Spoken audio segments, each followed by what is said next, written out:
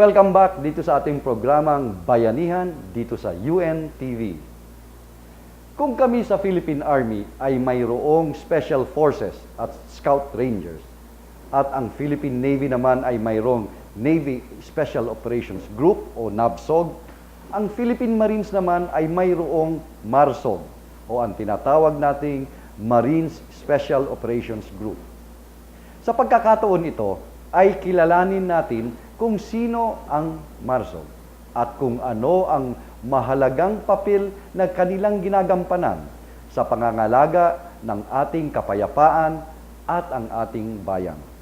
Tunghayan natin ang panayam ng bayanihan kina Captain Paulo Jose Handusay, Staff Officer ng Marines Special Operations Group, at kay First Lieutenant Felix Serapio ng Headquarters Service and Training Command ng NAVSOG. Panoorin po natin ito, ang kanilang interview.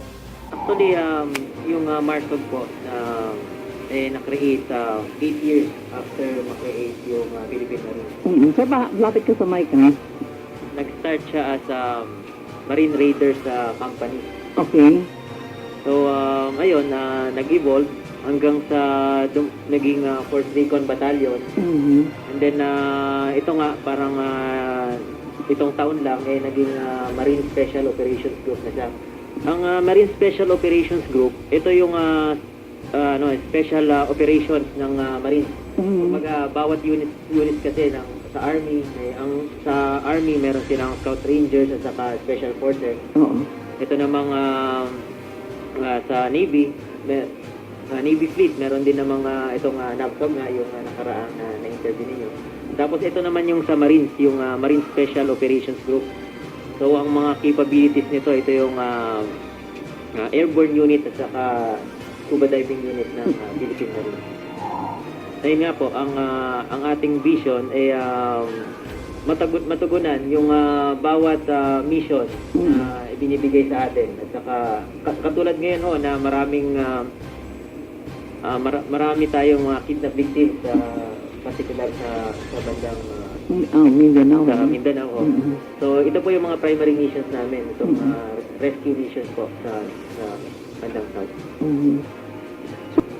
Actually, sabi nga niya ni Lieutenant Serapio kanina, medyo mas direct kami dun sa mga action sa ground. Okay. Less yung interactions namin sa mga civilians kasi kumbaga ang trabaho namin is more on direct action. Pero may mga opportunities din na sumasali kami sa itong pakikipag sa mga civilian.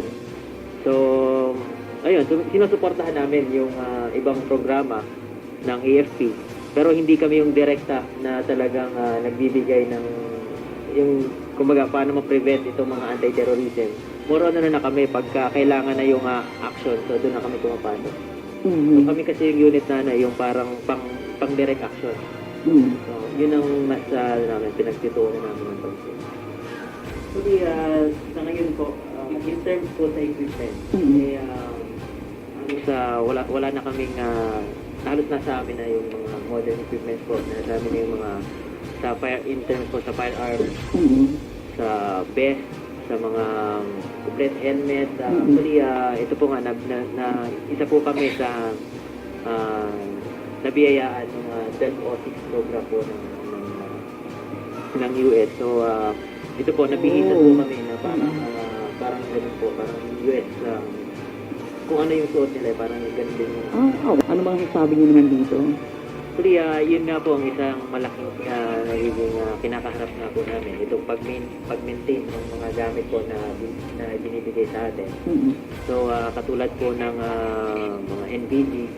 So, may mga po kasi siya, may mga kailangan na gadget para mo siya, parang i-purge, para mo ma-maintain yung quality na nakikita mo sa paggabi. So, pagka... Parang night gear. Purge, parang pang-purge. Para luminaw uli yung nakita mo doon sa night vision. So parang lumalabo po kasi yan pagka ginagamit mo lagi na hindi mo naman na parang ito yung panlinis sa loob. Hindi naman pala lifestyle, ano? Siyempre, Kailangan din talaga maintenance, oh. Opo. Oo. So, yun ang ano talagang... So far po sa mga ibang mga weapons po walang problema. So Oo. yung mga ibang mga sophisticated lang na ano, na mga gamit natin na hindi madaling i-maintain. Katulad nga po ito po yan sa mga yung mga night vision, Night vision. Thermal imagers. thermal imager, mga ganun po. Mm-mm. Sa ngayon po wala pa kaming ganun na equipment para mag-maintain ng mga ganun na. Mm-mm.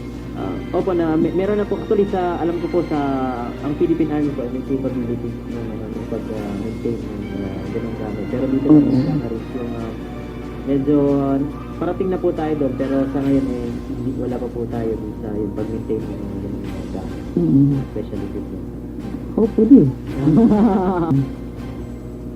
So to give you an overview po dito sa Telcosis sa program, Mhm. quick background. So, po ito yung batas na parang sa US Congress na ibinigay sa mga, ito po yung parang binibigay sa mga, ito pong mga countries na may problema sa terrorism.